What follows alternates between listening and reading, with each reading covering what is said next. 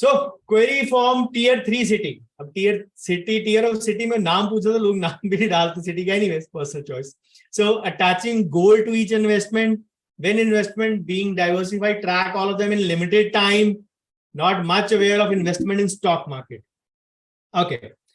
So the only question is, when you have multiple goals, you need to be earning very well. And when earning very well, short-term goals are easily met with the current income.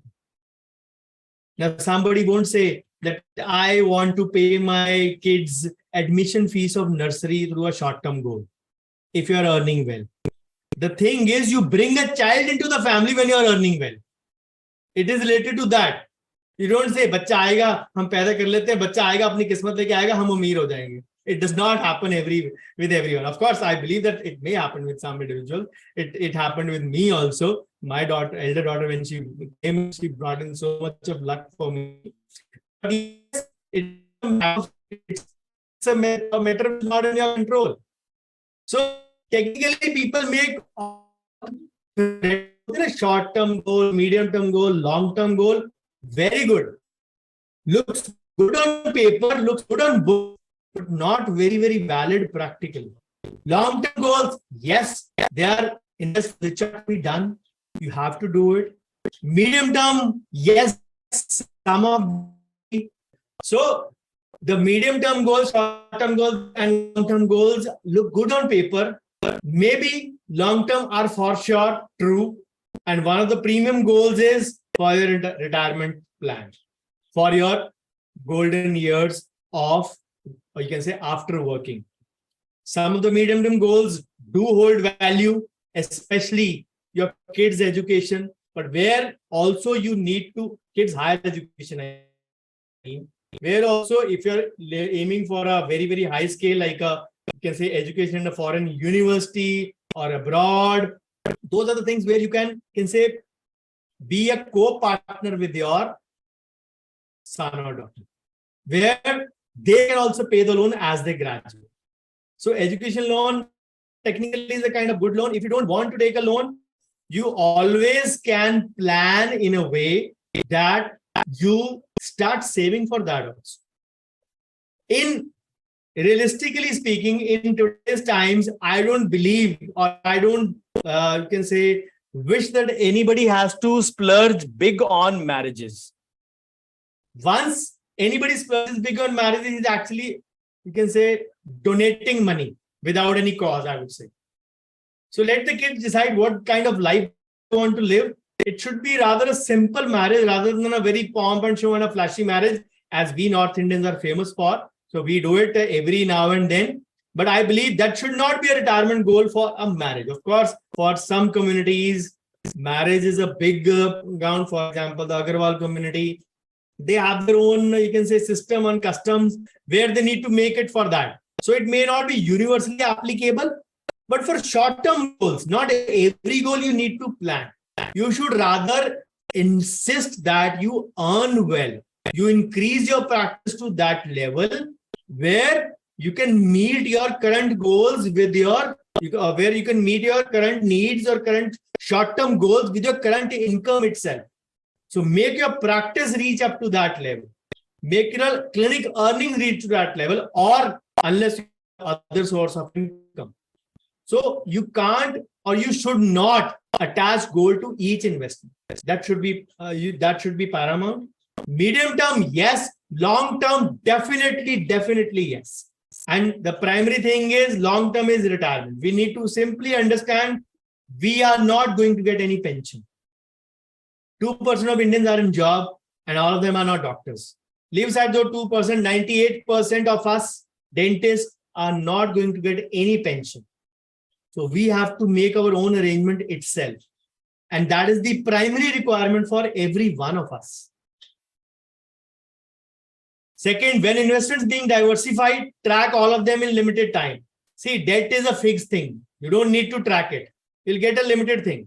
Hybrid is again a mixture of debt, hybrid, you can say a portion of that is in equity, a portion of that is in different, you can say, sectors. So hybrid should be tracked once in a quarter. For example, like the NPS. Now, equity is one thing which I encourage to you can say track every month. Possibly, if possible, if your time allows, every week. This should be the, you can say, procedure of that. Now, the problem is, where does the problem come?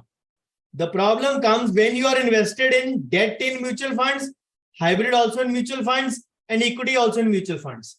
Then you say how to track, what to track. Just because a dentist has all the skills does not mean he's a specialist in all those skills.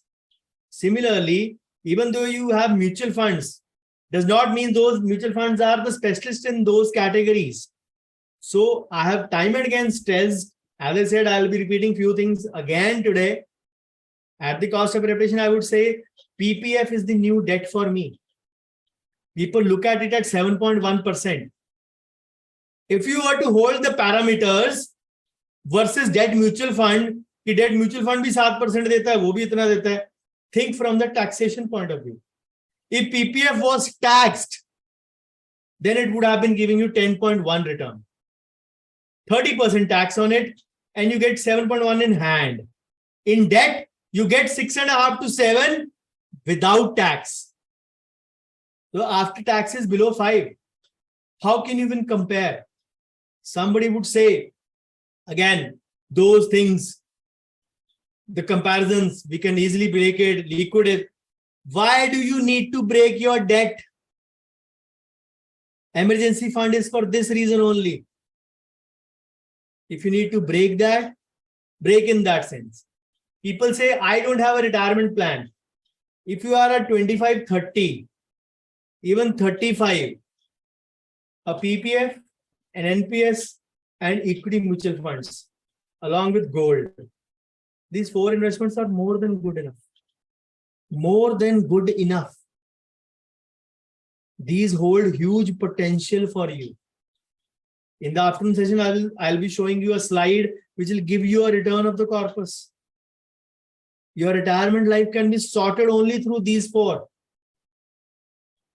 We don't even understand the potential. We look at investment that every investment should be liquid. The point is, if you want every investment to be liquid, why are you investing in them?